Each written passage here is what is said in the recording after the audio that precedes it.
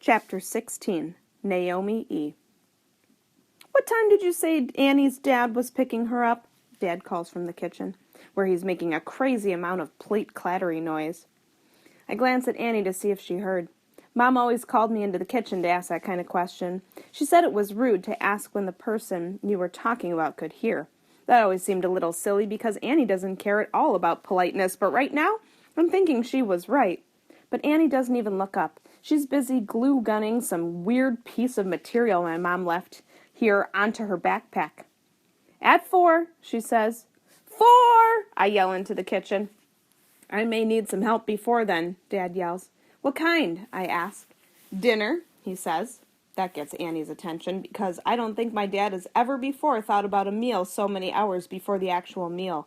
She unplugs the glue gun and without a word walks into the kitchen with me. Whoa, Dad would kill me if I made a mess like this. There are grocery bags with stuff spilling out of them hanging off drawers. Pots and pan covers and a colander are piled high in the sink and spread out all over the counter. A knocked-over jar of tomato sauce is leaking onto the floor a little. Each drop, drop, drop makes a new red spot on the gray floor. What are you doing? I ask. How can we help? Annie asks. Maybe find the plates that match each other, he says, pointing to a cabinet in the dining room that we probably haven't opened since Mom left.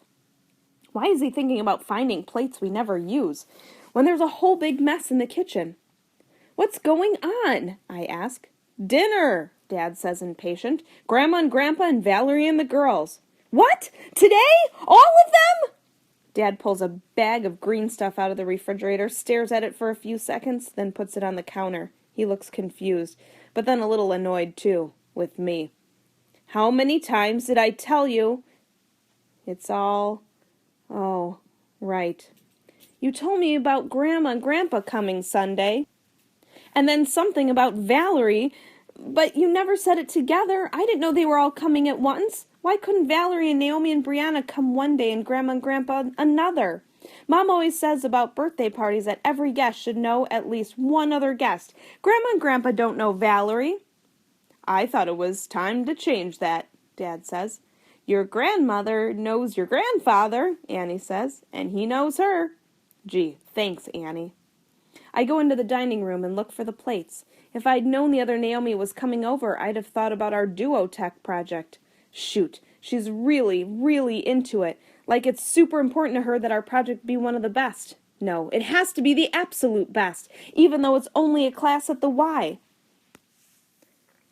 Still, I should have thought more about it, since it has to be done soon. I haven't put anything in the dump, and I think there's a message I didn't answer. It's just, that class.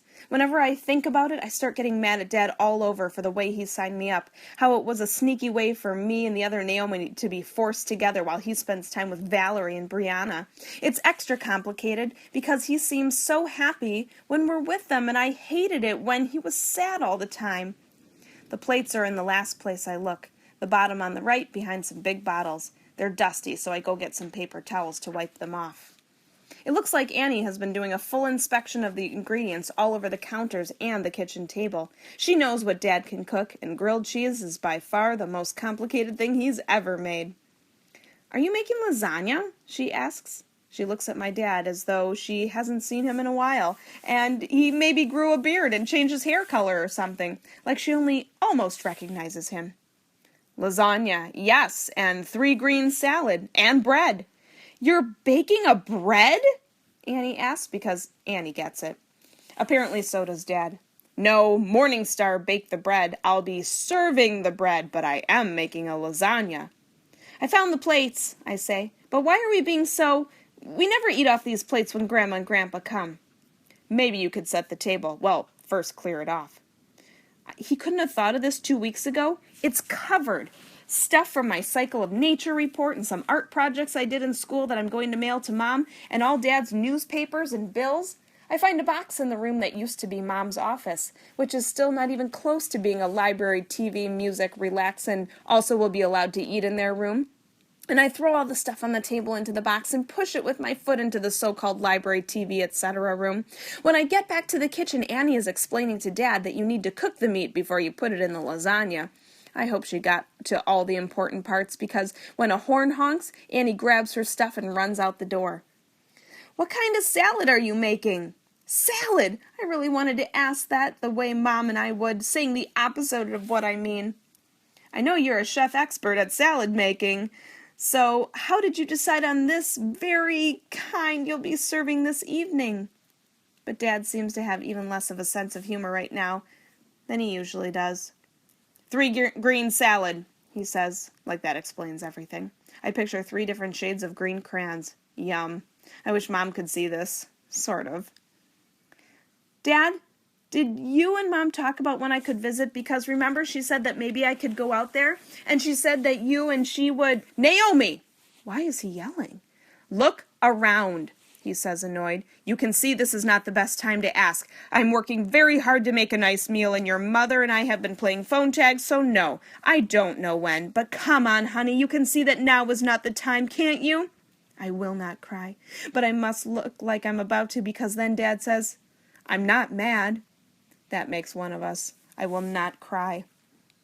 Did you set the table yet? He asks. I started, I say, and then I walk to the bathroom and close the door.